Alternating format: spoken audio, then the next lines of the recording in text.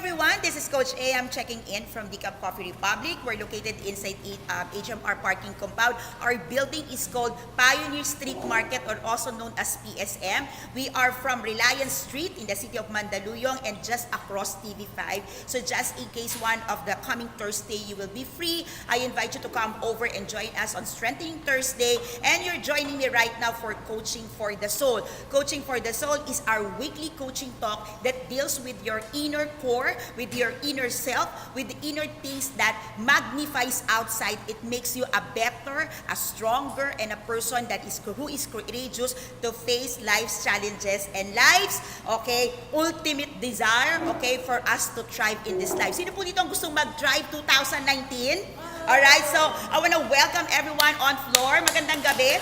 Okay, we have guests on floor. Hindi po yan can sound. And tonight, one of our guests, we have 3 people on floor na bago. Magkakaibigan po kayo, tama po ba? O hindi, ngayon lang kayo nagkita. Kayo po yung friends ako. Sir, sumama din kayo dyan. No? Friends na rin kayo. Okay. But I also have Mr. Clemente. Si Sir Clemente po. And he's the man who is into wire bending art. I hope I got this right. Tama po ba? Wire bending art. And one of the products or one of the sample would be this one on the background. And I want to take this moment, number one, to thank him. He's been coming to our coffee shop. He's been giving us gifts like this. But I believe you will be blessed, to learn. Tama po, sir, nagtuturo si sir ng ganitong art. And we're inviting him to come over this coming Sunday, 3 p.m.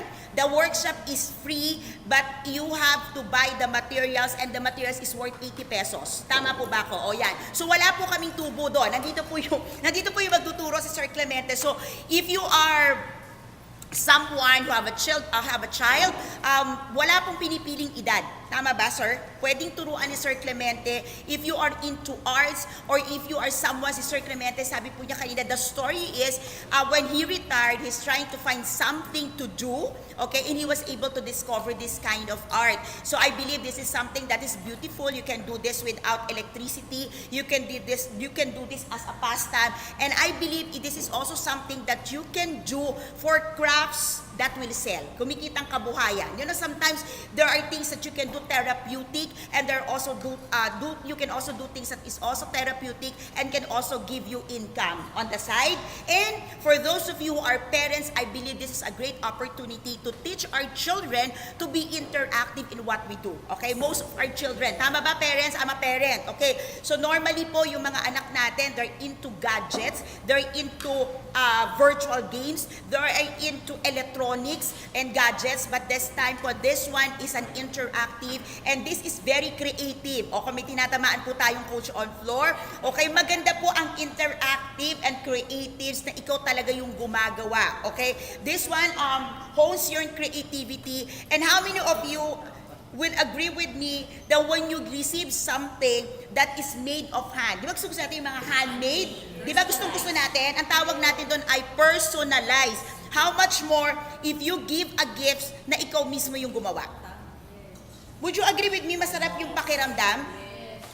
So for those of you, if you take a look at here, if you learn this skill, if you learn this art, kung may birthday party po kayo, kung may mga parties po kayong tinitingnan, this is a very good activity for children, for you to have an interactive activity during the events na hindi siya disruptive, but at the end of the session, at the end of the learning sessions, I'm sure you will appreciate it kasi ang ganda po siya sa bahay, ang ganda siya sa opisina. So we invite you to come over on Sunday, 3 p.m. here at Decaf Coffee Republic. It is free, wala po siyang bayad, but of course, you have to buy the materials of Sir Clemente. So if you want to have more information, 0917-586-1661. For tonight, you're joining me for Coaching for the Soul, and my topic is self-made man. If you are joining me for the first time, if you are watching this for a replay, Kumu community, magandang gabi sa inyong lahat. Thank you for joining us tonight. I'm gonna ask you, if you know someone whom you believe is a self-made, or kung kayo po yun, then do us a favor to write, to type, or to tag that person below the comment of this video so you can honor the person. So sabihin mo lang, I believe person XX or W, I have a guest here who said, she believes that a self-made person exists and that happens to be her parents. So maganda po yun. So if that's what you believe on, that your parents are self-made, your siblings, relatives of you, I believe this is a time for you to honor them. Sometimes, I'm a believer po that you give honor to whom honor is due. So if you believe, if you're kind of thinking that self-made man really exists, kung confused pa po kayo, then stay tuned. We're gonna dive into that. I'm gonna go into that right now. But if you have someone on top of your mind, if you have someone that you can think of right now, I think it's a blessing if you can tag them in the comment below and let's give them an honor. Okay ba yun? Guests on floor, just in case you also have like those people, then tag them and let them know that you believe or you kind of think of them now as a self-made person. All right. Now, I'm a certified life coach, just in case you want to ask why am I doing this talk. The reason why I do my coaching talks every Tuesday and Thursday, because I believe each one of us have this kind of opportunity to try more in life. Do you believe in me? Okay, I have certified life coaches in the house right now. And one of the things that we, not only me, but us as professional coaches does is really to bring out the best in people. We believe in each and every person's potentials. And with that, I want to invite you to come over to Decaf Coffee Republic every day for the whole month of January. We're doing our vision board project. So for those of you who've started the year, you're thinking of your New Year's resolutions, you're thinking of your plans for the year, you're thinking of work transition, ano pa ba? You're thinking if you're marrying for the year, you're thinking if magre-relasyon pa ba ako after all the multiple and the countless heartbreaks? Can I still believe in love? Okay? Do I have to resign and go into the business? Of all of those things, okay, we will dive in and believe, okay, as we believe that it's all boiled down to the point, ano po ba yung vision ninyo? May vision po ba tayo? Okay? So, for the whole month of January, you can come over to Decaf Coffee Republic and you can do your vision board.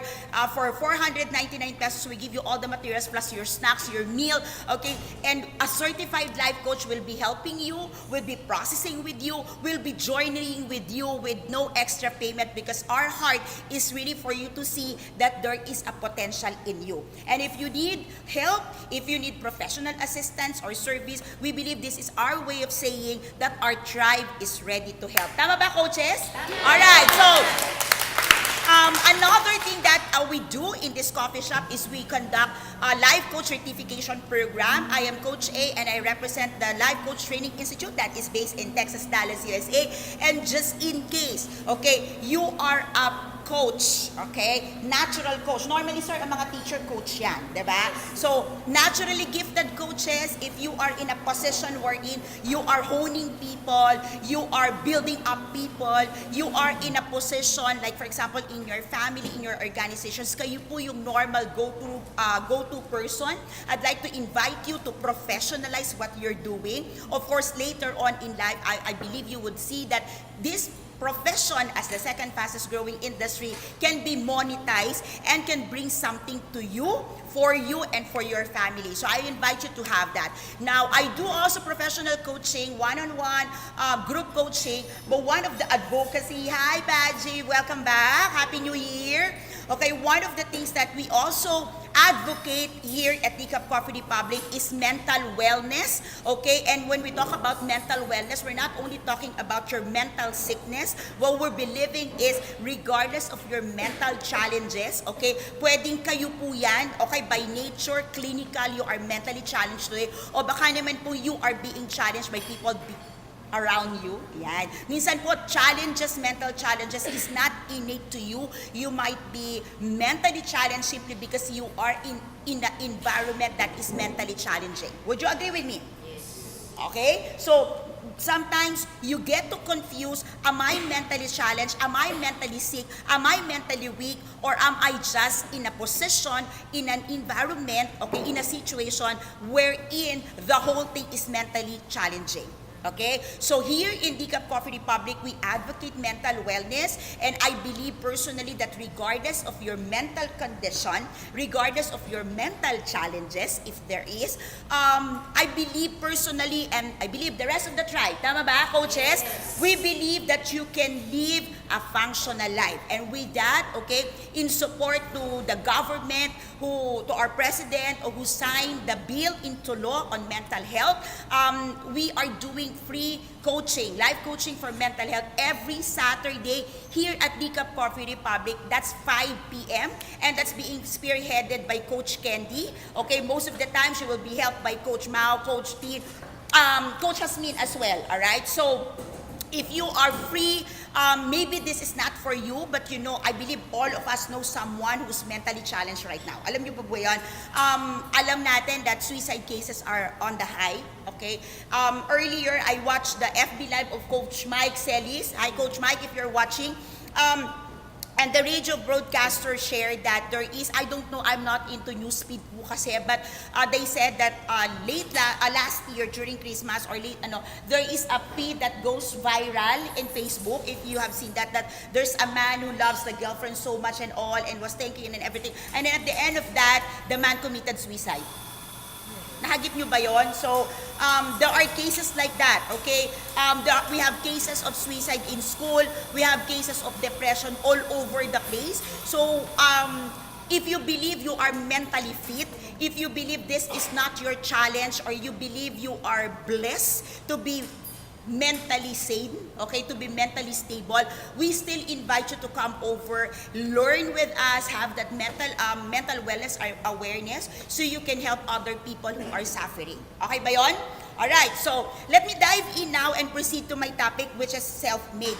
As I kick off, I ask my guests on floor, okay, if they believe in a self-made man concept. Okay, later on, it was expanded to self-made women. So, pinag-uusapan lang po natin dito, do you believe that self-made concept is a reality? Now, for those of you, I'm going to give you just a background, and just for the purpose of this talk, I want to read this through as something that you can read from Google. So, this is something that you can find from Google, because self-made man is actually a classic phrase. Classic yan. So, Coach Abby, classic siya, as old as 1832. Okay? So, the self-made man, okay, is a classic phrase, first coined on February 2, 1832. Ganun na siya katanda, okay? By United States Senator Henry Clay, who referred to the self-made man in the United States Senate to describe, okay, individuals in the manufacturing sector whose success, okay, listen up, lay within the individuals themselves. Think about it, okay, you're talking of the manufacturing sector. During the time, there's a manufacturing setup, and he said that a self-made man is someone who rise up, okay, the individuals who rise up, okay, on themselves, okay, not on any conditions outside of themselves. So, ang pinag-uusapan po dito, dumating sa tugatog ng tagumpay, okay, within themselves, okay? They rise up, okay, without anyone. So, inner, okay. Now, Benjamin Franklin, one of the fathers of the US, okay, has described, okay, that he is the best example. Okay, sabi, ito siya daw po yung best example.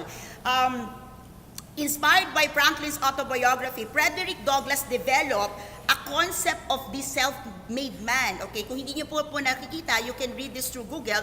Okay, and they've done a series of lectures in around 1859, and what they've been doing to schools and corporations and company and organizations during that time is for them to bring the knowledge of disadvantaged individuals, or maybe we can call them poor, maybe we can call them those people na hindi sinuswerte, okay? So their concept was, there are people who can come from a disadvantaged background. Ibig sabihin, you come from a poor background, your family was poor, your parents was not able to get through schooling, okay? And yet, okay, by nurturing some work qualities, okay? So, like hard work, perseverance, the individual rise up to the ladder. Okay, so why I want you to understand, the concept of self-made. It was drawn, okay, way back in the 1800s to give an inspiration to people that regardless of your background, your family background, your educational background, okay, they call them disadvantage, you can rise up to the ladder. Okay? And then they were talking about it's a manufacturing setup, and yet, even if you are not trained with that, you can still rise up. Now, fast forward, okay, 2007 to 2017, there was a report by World Ultra Wealth Report, okay? In a span of 10 years, okay, they have studied that the wealth globally, for the span of 10 years, 2007 to 2017, they said, okay, that the world's wealth was generated by self-made individuals. Okay? So, 2 years fast forward, so today, 1 year after, kasi 2019, we're just starting, I'm challenged to bring to you the thoughts, if the wealth of the nation, the wealth of the world, okay, 2007 to 2017 was generated by self-made man or women, then what have we been doing? Okay, so how do you know that the person, the question I believe here is, how do you know the person is self-made? Okay, because if you don't know what is a self-made person, okay, Kevin, okay, watching from Katbalogan, Samar, ang layo. Okay, Coach Mick, Coach Jendy, magandang gabi. Thank you for joining us tonight. All right, so going back, every one of us, as we begin the year, have this New Year resolutions. Meron ba? Wala na daw. Kasi after, okay, goal na. Okay, sige. If you don't have New Year resolutions, I believe you have goals for the year. You have objectives for the year, you have visions in life, or maybe you have prayer points. Tama po ba? Alright, so now the question is, can you be a self-made person to achieve these goals? Or do you need someone?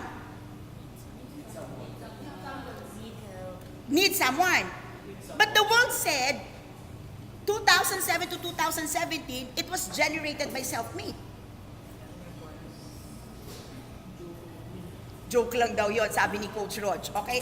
So, can you see the disparity here? We believe that we need help, and yet the report would say the world's wealth for 10 years, okay, in the study, okay, generated by self-made women. Self-made man. So, paano yun? So, would you say that those people who believe that you need help cannot be wealthy enough? Coach Kay Sabala, finally, o mga kapwa. Okay, Melissa.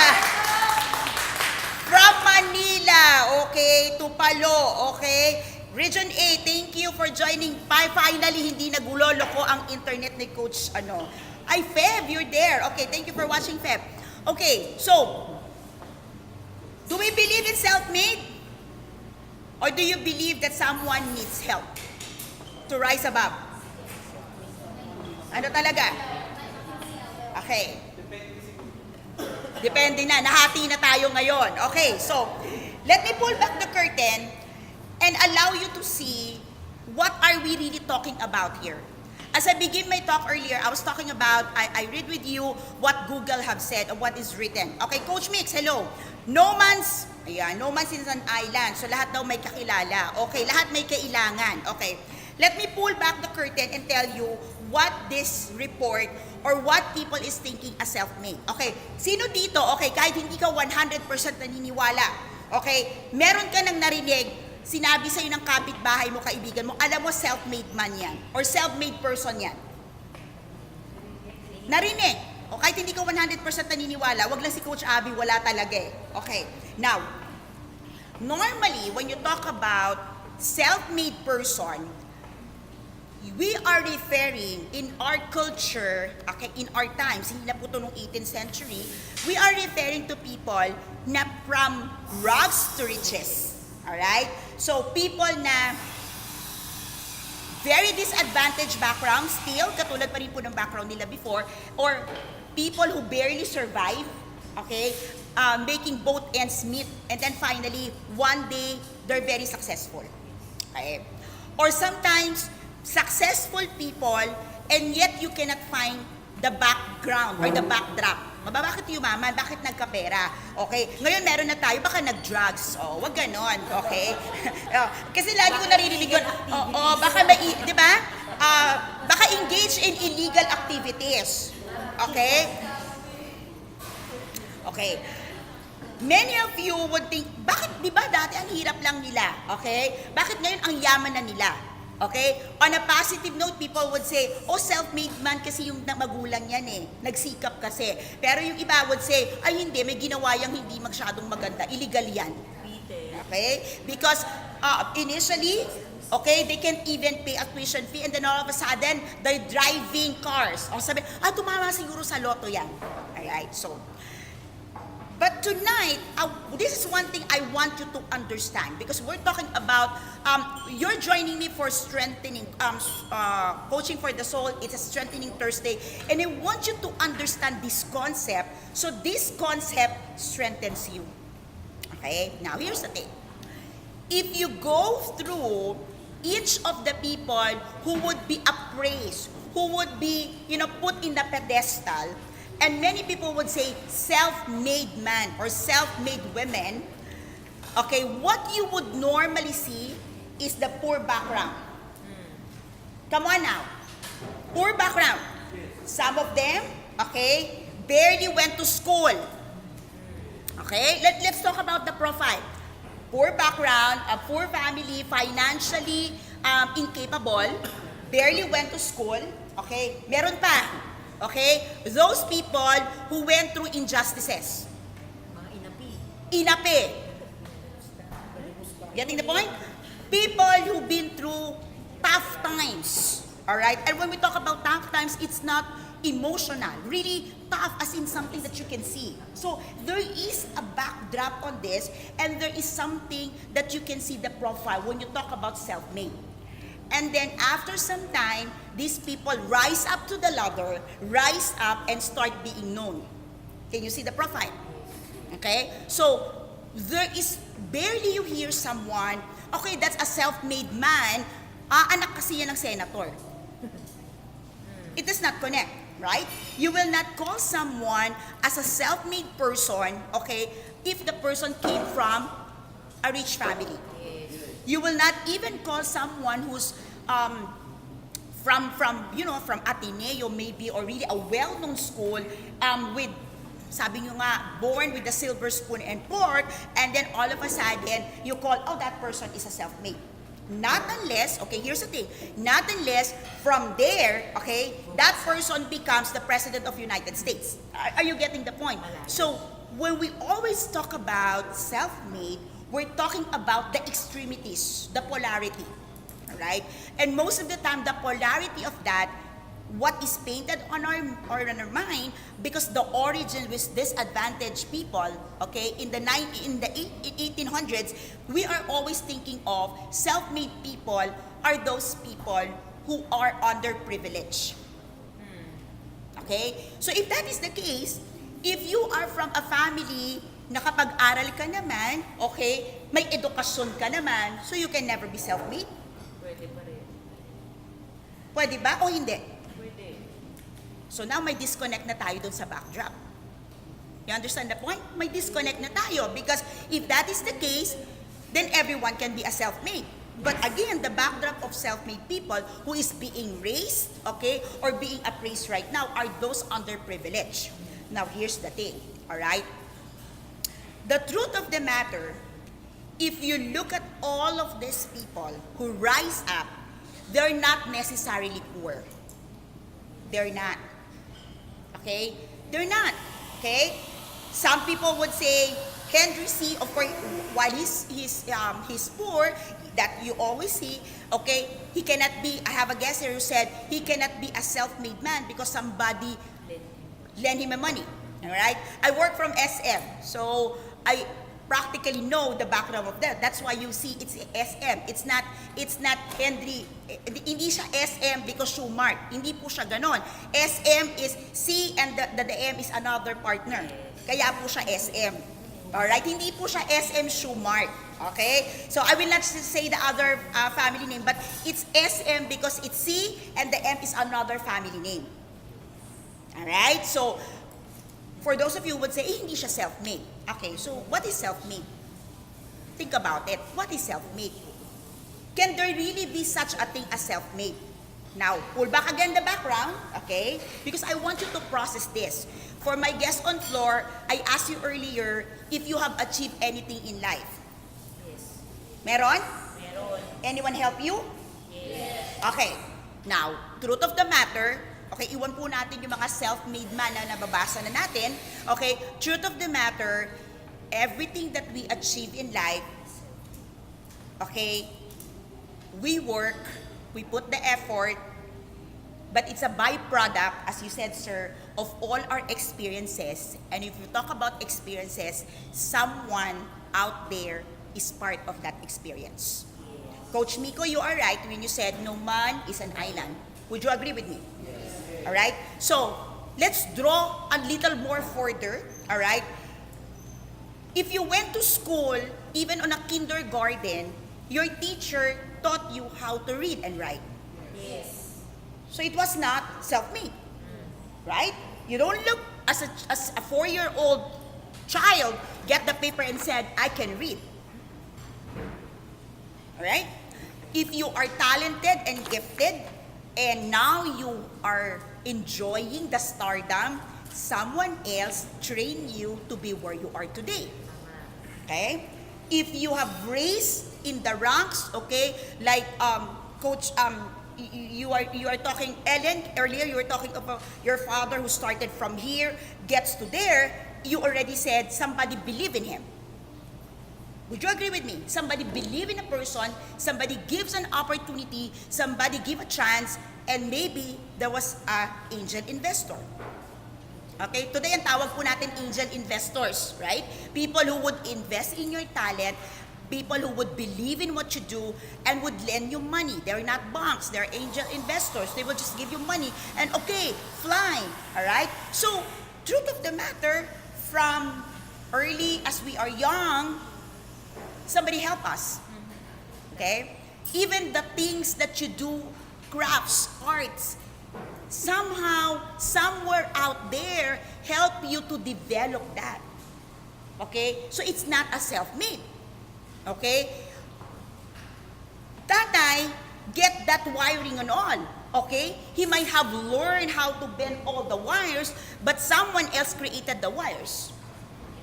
If there is no existence of the wires, you're not gonna make it. Okay. Are you getting the point? So someone out there assisted you. All right. But what happened to the concept of self-made? Why is it that the report states 2007 to 2017 self-made man? And then you're talking about searching kitan. You've got people like that. And I want you to realize what is really a self-made man. What is really in the self-made man? It is not the success. It is not the backdrop of being underprivileged. It is not something that walang tumulong. So what is self-made? What made you a self-made? Anyone? Hard work.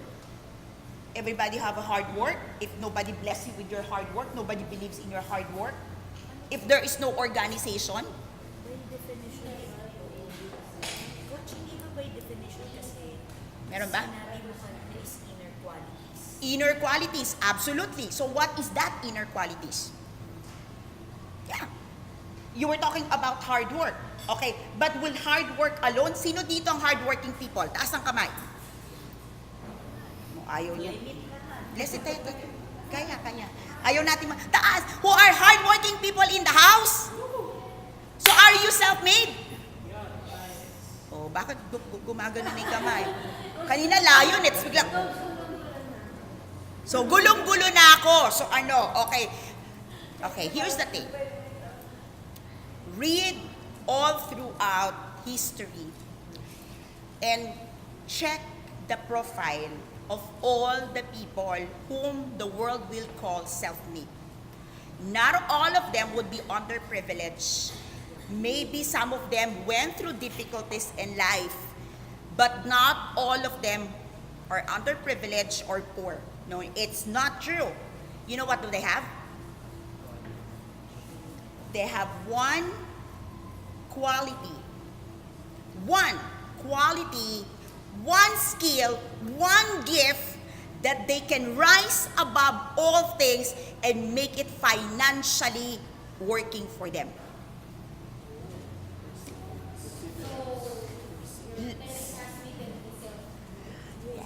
Self-made people, all right, are people with one skill, one talent, one strength that can make that person financially confident. Okay, let me break it down. I'm not talking about financial freedom, because financial freedom, with all due respect to financial people in the financial industry, financial freedom does not exist. I'm an economist. I'm an economics graduate, okay? So I know what I'm talking about, okay? Okay, I'm a business person. Okay, let me break it down with you. Financial freedom is a myth and it's not true. You can be financially free today, recession happens tomorrow, you're not financially free. You may have all the billions today, somebody do some ransack, hijack and everything, and you give all your billions, then you're no longer financially free. Agree, disagree? You're getting my point. Hi, Sally. You're getting my point? Financial freedom is very temporal. Yeah, you can have all your financial insurances, you can have all the money in the bank, something happened in our economy tomorrow, it's all gone. And you're not gonna be financially free. What I'm talking about is financial confidence. And what is financial confidence? Okay, sabi niya rin, ano daw? Okay. Financial confidence is what these people who are self-made got. Got. They don't have financial freedom, they have financial confidence because they have one skill, one talent, one gift, okay, that can bring them back, okay, to a level where they will survive. Okay? How many of you heard of millionaires who went bankrupt? And how many of you would also read, millionaires went bankrupt, billionaires rebumped? How in the world they were able to get rebumped, while many of the poor remained poor? It's because of what we call the millionaire mindset. And the millionaire mindset gives you like, you can always revamp. And why can they revamp? It's because they have this one skill, one gift, one talent that they're so good at, okay, that gives them the financial confidence. Tatay Clemente, anything happens in our industry, he is so good at this, he can sell this to you. Would you agree with me? Kung wala kang pwedeng ibayad, you can give rice, you can give food. He got something that is not dependent on the economy, but dependent on his particular skill. That's financial confidence, not freedom.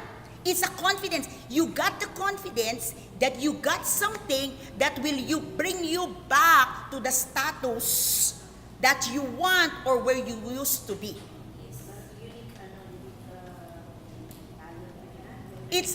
here's the thing, everybody got a talent, okay? But not everyone is good at their talent. Yep. Everybody can sing, but not everyone, all right, strengthen that skill to be so good at singing. Right? But you see, there are people, all right, who might have gone astray, and later on, they still got their talent, they still got their voice, they still got their skills into them. They can sing on the street and they get the money. So basically, they have the financial confidence that they can rise up back again.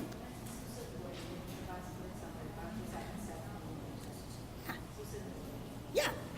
Bah, you were talking about Chinkitan.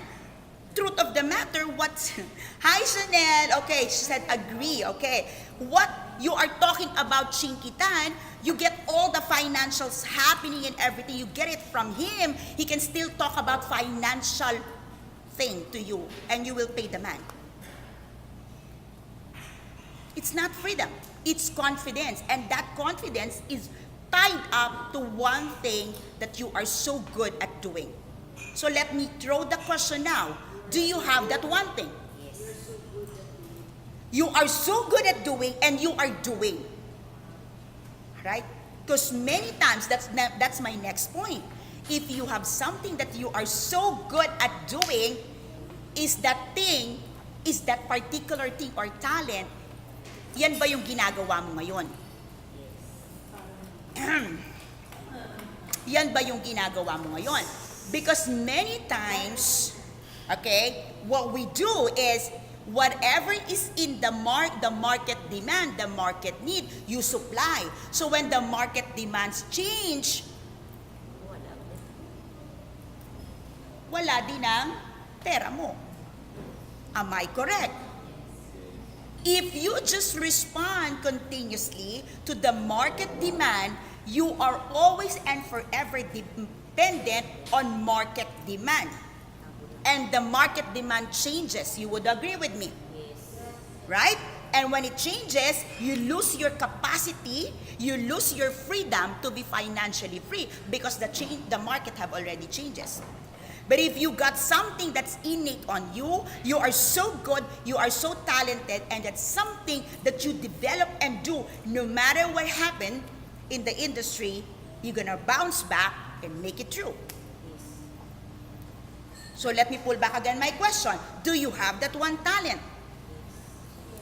Okay, Coach Attorney Claire, financial confidence, I will use that in financial planning session. What an emoji. So, do you have that talent? Do you have that skill? Do you have that something? Are you using it? Why are you not using it? What would it take for you to use it?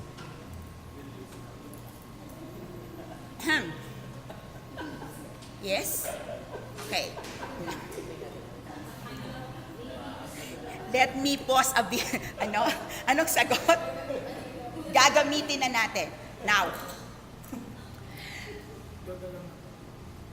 we always say, okay, in this house, which one I believe as myself, coaching is really one skill that we can develop. Teaching is one skill that you can develop. You know, if you're a teacher, if that is your gift, develop it, use it, no matter what happened, tanggalin mo ba ng educational system, tanggalin mo man yung school, someone can still teach if that is your gift and you're holding that gift. May nagtuturo sa kalsada, binabayaran mo. That's a gift. So what is your gift? What is your gift? When you talk about gift, okay, regardless, if you talk about gift, you talk about skills, regardless of your financial condition, you will be able to nurture that.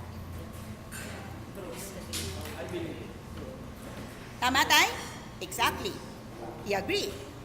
That's why your gift tonight is very timely with my topic. Yeah, that's exactly what I'm driving on.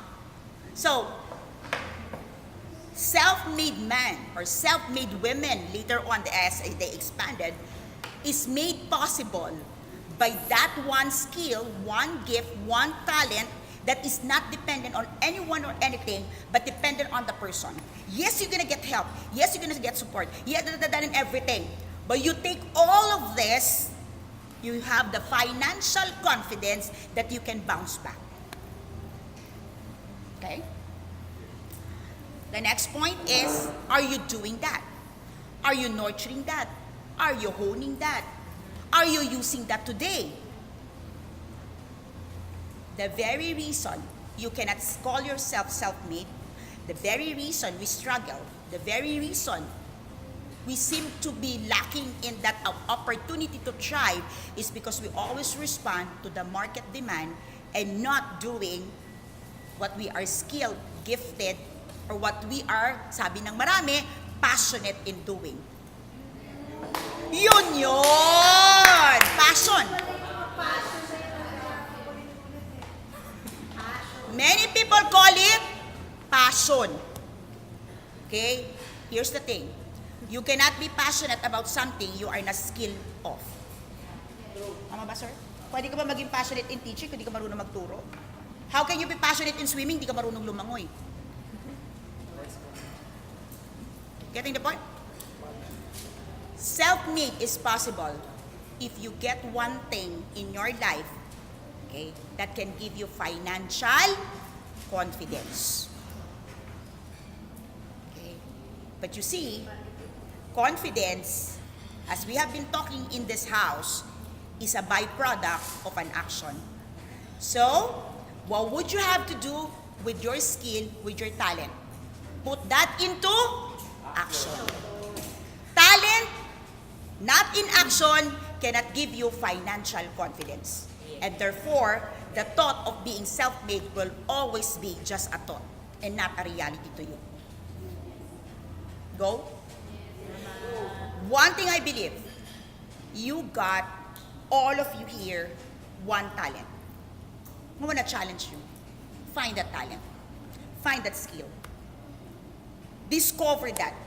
Actually, I don't believe in the word discover. Because I believe each one of you, each one of us knows what we are good at.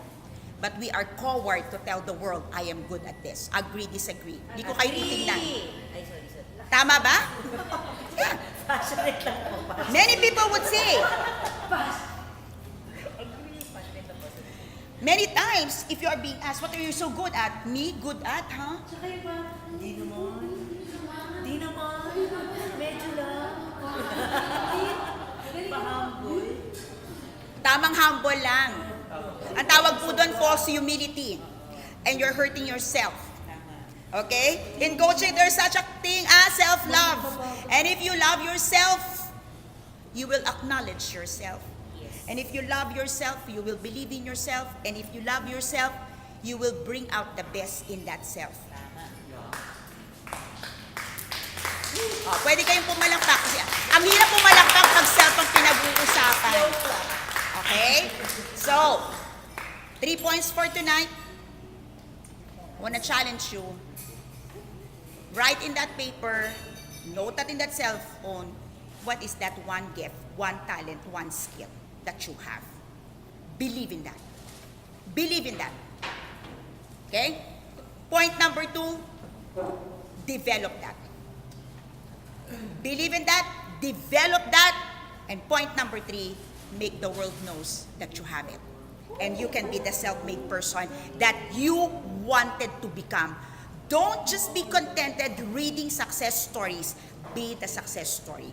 Don't just be clapping with all the people so good at sharing their voices. You hearing their testimonies. Be that testimony. Don't just be sitting down there in your house wondering how 2019 would end. Make it happen. Don't just sit down in your offices miserable with how your boss is treating you, how your salary is not increasing, how your other people in the office is treating you badly, bullying you. Make the change that you wanted to see. Don't just be contented to be the person you have met at the end of 2018 and will be the same person you will meet in 2019. Don't be the same person you met at the beginning of the year, the same person you will be meeting at the end of the year. And finally, don't be the same person you regret today to be that person that people will see on the coffin when you die. Be the best person of you because you are designed to thrive. Good night, everyone. This is Coach.